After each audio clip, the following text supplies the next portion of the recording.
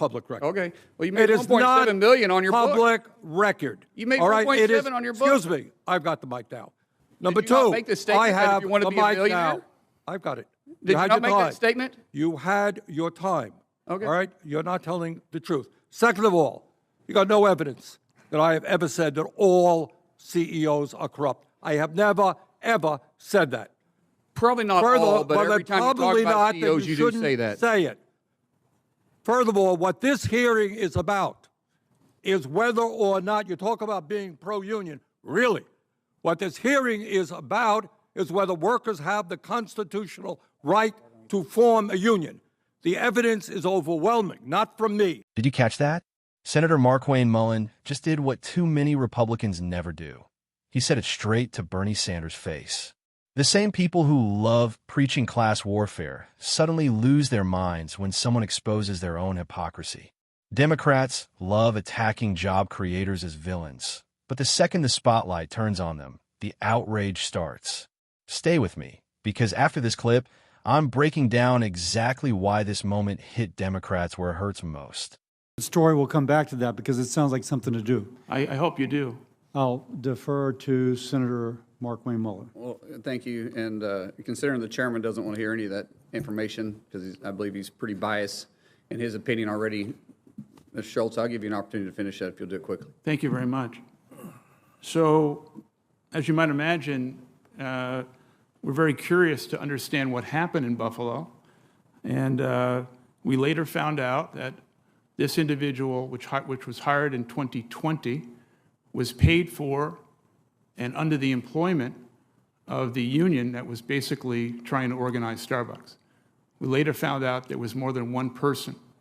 And so you might want to ask yourself, where's the fairness, Right. the objectivity, and the integrity of what we're talking about here today? No, and I mean, if you're anti-union as a CEO, you're anti-union busting or you're for union busting. I'm not saying you're anti-union. I'm just saying that it seems like to me, as a former CEO, not nearly at the success that you were at, sir, and I'm not trying to defend your company because, quite frankly, politically, we're on totally different ends of the spectrum. And so the irony of this hearing is actually kind of funny. And I do want to point out some hypocrisy about this hearing with the chairman. And it's not trying to get personal. All this information is going to be very public. But the fact that you can't defend your company because you want to have a good relationship with your employees and you believe in employee value, which we all do. Any CEO knows that the success of our companies are based on our employees. We get that. But it seems like unions today, all they want to do is fight with their employees or their employer, the same employer that is hiring those team members. And that friction causes a very volatile and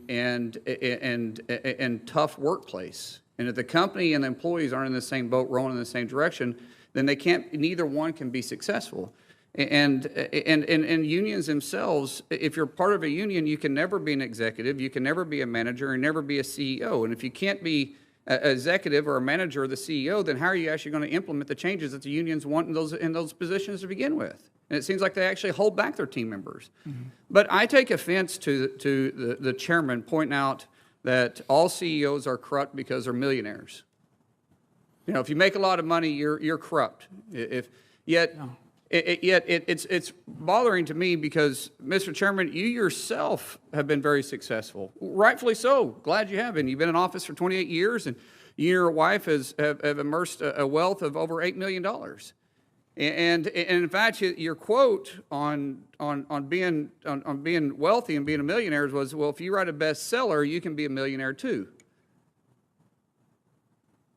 If you can be a millionaire, why can't Mr. Schultz and other CEOs be millionaires and be honest too? If that's the case, then why is it that Mr. Schultz, who actually creates jobs and a bestseller of a book, isn't creating any jobs? Why is it that he's corrupt and you're not? Why is it that all CEOs are corrupt because they're wealthy, and yet our chairman, who is wealthy, and I'm glad you are, you're not? Guys, the government's role is to create an environment for entrepreneurs, for go-getters, for world changers, to be successful in life. The U.S. government is designed for people that want to succeed can. We can go out and achieve anything that we choose to. But when you lean towards socialism, what you think is government is the answer and unions are the choice.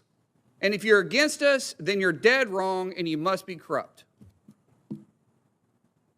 That's not the world we're living in. That's not the America that we believe in. And I'm not against unions. If you want to choose to be in a union, be in a union.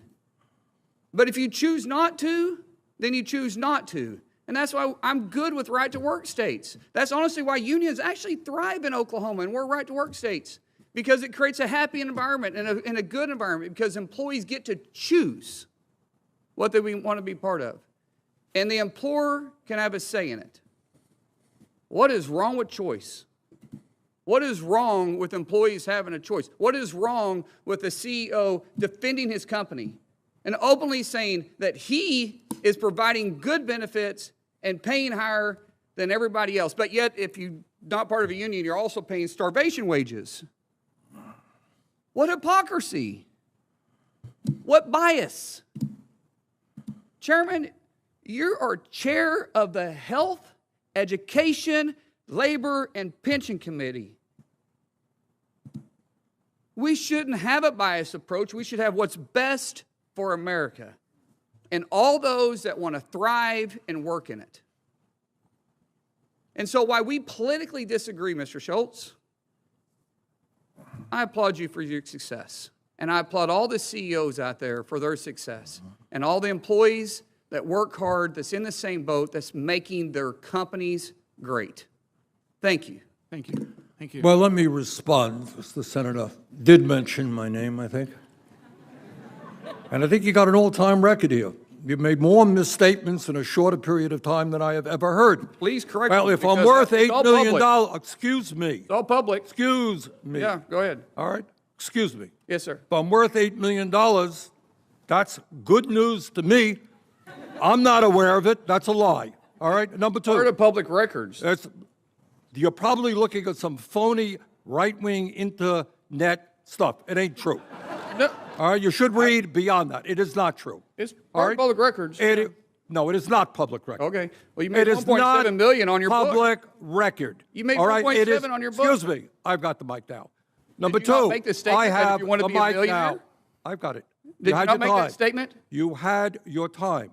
Okay. All right? You're not telling the truth. Second of all, you got no evidence that I have ever said that all CEOs are corrupt. I have never, ever said that. Probably not all, but well, every time you talk probably about not, then CEOs, you do shouldn't say that. Say it. Furthermore, what this hearing is about is whether or not you talk about being pro-union. Really, what this hearing is about is whether workers have the constitutional right to form a union. The evidence is overwhelming, not from me, but from the National Labor Relations Board, is that time after time after time, despite what Mr. Schultz is saying, Starbucks has broken the law and has prevented workers from joining unions to collectively bargain for decent wages and benefits. Senator Baldwin. Thank you, Mr. Chairman. Mr. Schultz, I want to begin. What Senator Mullin did here was pull the mask completely off.